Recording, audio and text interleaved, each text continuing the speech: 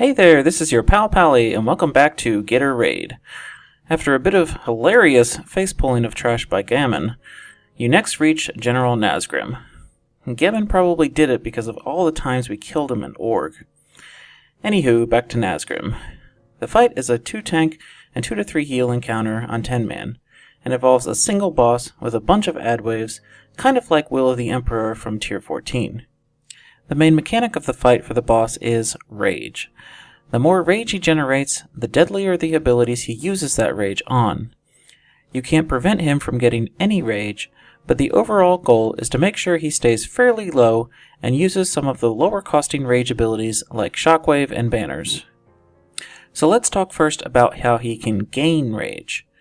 And before even that, we have to talk about the 3 stances the boss can be in. Battle Stance is the default stance, and it just basically gives him 1 rage per second.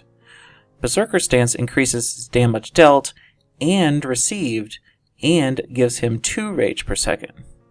Finally, Defensive Stance reduces the damage taken and deflects attacks from the front.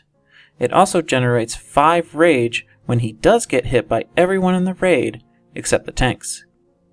So basically, it's safe to DPS him in Battle Stance. You want to burst him during Berserker Stance, and you want to avoid touching him much during Defensive Stance. The boss will also get rage when players in the raid get hit by some of his abilities. I'll note that when we talk about what he spends his rage on, but he will always generate rage from applying Sundering Blow to the tanks. This is a tank swap mechanic, and it lasts 30 seconds, so that's about how long to wait until swapping, of course. Now we can talk about how he spends the rage he gains from the raid. The simplest thing he can do is Heroic Shockwave. He basically leaps onto someone in the raid and cracks the ground. After a few seconds, the cracked ground will erupt and do additional damage to the raid. If you get caught in the damage from the cracks, you will give him more rage. So just move away from the impact point every time he uses this ability. Cork Run Banner is a simple ability that just puts a banner down. It causes him to generate 3 rage for every time one of his adds attack the raid. That can add up quickly, so you want to get the banner down as soon as possible. Ravager is an ability he uses when he has 70 rage. This one kinda gets annoying because it's a big ass blade that spins and takes up a good portion of an already smallish room. Anytime the blade hits anyone, the boss gains 3 more rage. Just stay far away from the spinning blade and hope it doesn't screw your positioning too much. Lastly, if Nazgrim ever reaches 100 rage, he'll use War Song. It takes 75% of the raid's entire health as physical damage. Ouchie. Probably want to avoid getting his rage all the way up here, but you can recover from it with raid CDs, lockstones, etc.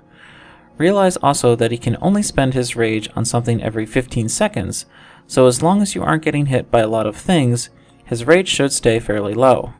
He'll leap a lot and occasionally throw down the banner. If you start getting Ravagers out there, you are probably not doing too well. But if you mess up and get a War Song, that's probably okay as all of his rage will be gone for a bit. Just don't keep that happening and you should be fine. The last ability to note about the boss is called Bone Cracker. This is a debuff and bleed that he puts out to the raid. It drops your maximum health by 10% and, of course, applies that bleed. Healers will have to be careful with the people that have this one throughout the fight. Now to move on to the ads. Besides the pretty useless Orgrimmar faithful grunts that are present on the pull, there are 4 types of ads: Iron Blades, Arcweavers, Assassins, and War Shaman. They seem to come out in pairs and in a set order. For example, we always saw an Arcweaver and Iron Blade come out first, then we saw an Assassin and a War Shaman together, etc., etc. So for now, I'll just go through what each of them do. The Iron Blades likely need to be tanked, as they really only do a physical whirlwind attack. It's probably not a good idea for melee to even touch these guys, as we're talking 200k damage per second. They also will cast Last Stand when they get to 25% health, which just basically gives them more health to kill off. Nothing special really. These are likely the lowest priority ads of all. Bonus, they can be stunned, and they'll stop their whirlwind until the stun wears off. Arcweavers are the casters, and they are basically mini mages. Their spells can be interrupted, and they will also blink around some, so it makes it difficult to CC them in traps. The only thing to note about these ads is that if they keep being allowed to cast, they gain a buff making them do 25% more damage each cast. This probably means you can't leave them alone for too long. Assassins are annoying until you learn how to deal with them. They start out in stealth, and the only indication that you've got one on you is that you'll have a set of eyes above your head. Make absolutely certain you are facing the assassin. If he is allowed to get behind you, you are basically dead. His frontal melee is pitifully weak, and he can't be tanked. So just keep him in front of you, and this will be no problem at all. War Shaman are probably the highest priority of target. They can heal themselves, other ads, and the boss, so they need to be interrupted and taken care of quickly. They could put Earth Shield on ads, or the boss, or use Chain Heal on them. Be absolutely certain the boss is nowhere near, as he can drop a Healing Tide totem that can heal him for 30% of his health, which is redonkulous. So, you'll always prioritize the Shaman, kill off Arcweavers next, then Assassins, and then leave the Iron Blades for last.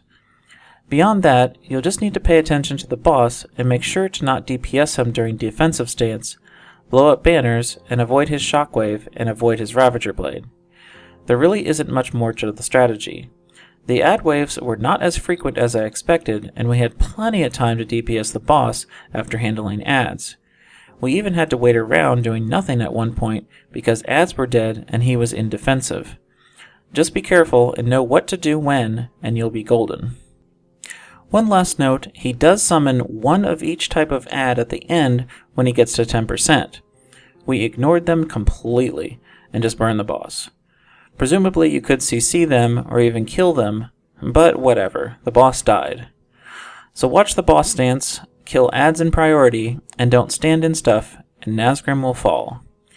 Thanks for watching, and please comment, like, and or subscribe to the video if you found it helpful, and have a good one.